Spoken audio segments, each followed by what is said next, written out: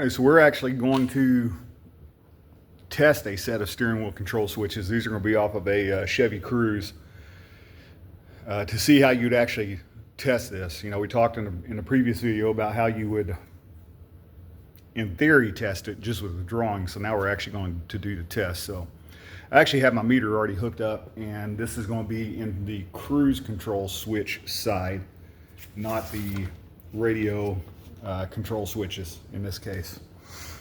We do not have any redundant HVAC controls on this vehicle. We have cruise control on the left side of the steering wheel, radio controls on the right side of the steering wheel. So I got my schematic right here, and I put a note on there for the students that are coming through. We're going to use pins 6 and 8 in our connector to test the cruise control switches here. So that's where I'm at right now.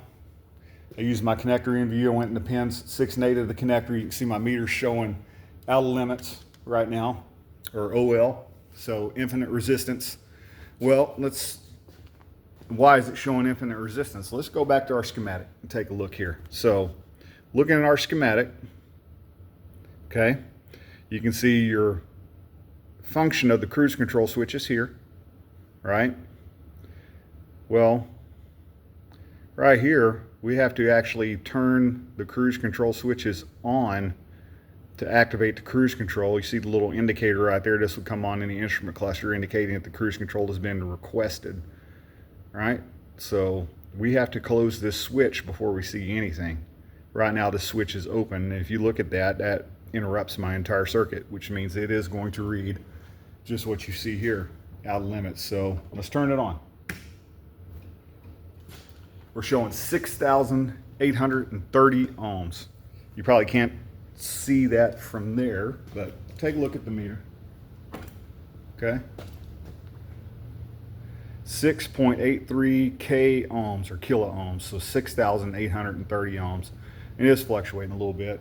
That's probably my meter leads, not the switches themselves, as I'm moving the leads around.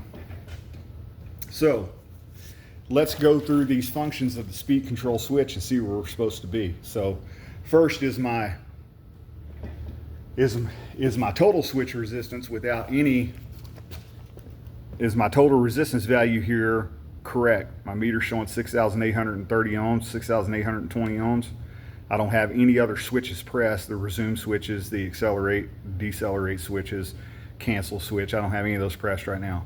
So what is my resistance value supposed to be? Well, what we have to do, we have to add up all of these resistors.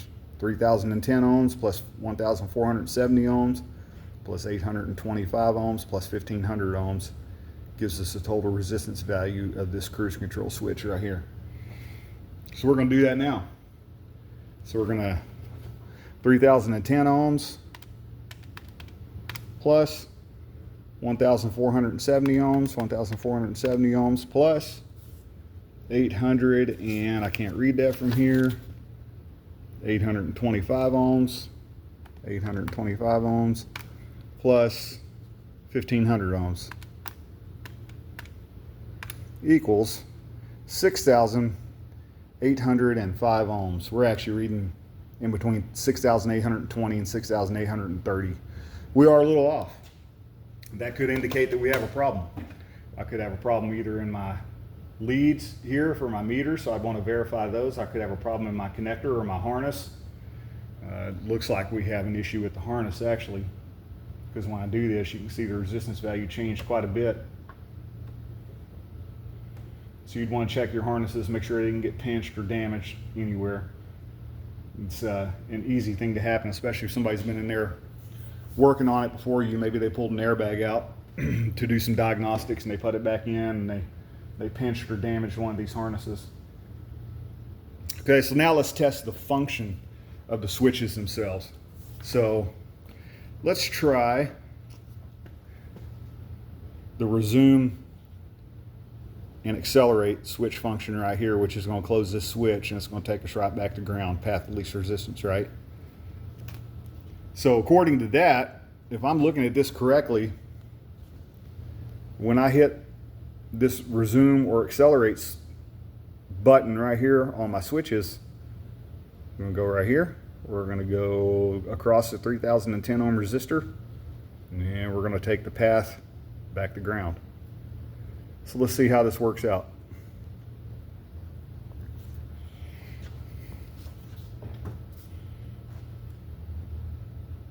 Showing 3,798 ohms. It should be showing 3,010 ohms. And this is some of the stuff we have the students do here when they come in for training. Right there, that's telling me right there that my resistance value is too high. So this is going to go back to the body control module in this case, and it's going to communicate with the engine control module so we can control vehicle speed. Something's not going to happen based off of that extra resistance, which is roughly 780 ohms additional resistance in this circuit. So right there, that tells me that looks like I have an issue with this switch, or maybe in one of these wires right here, which in this case I'm going to replace this switch anyways. This can come with this entire harness that you see here when we replace those. In most cases. I'm not going to say that's true in every case that comes with the internal harness, but some of these did. They were serviced this way. Now if I hit my cancel switch, this is my cruise control cancel switch. It's showing 1500 ohms resistance. I don't even think that that's right based off of my schematic. So it looks to me like these speed control switches are not working correctly. So that's just a little bit of additional information on how to test resistor ladder switches based off of my results here. I would put, if these are available separately, I don't know, this is, like I said, it's a Chevy Cruze, I believe a 2012 Chevy Cruze.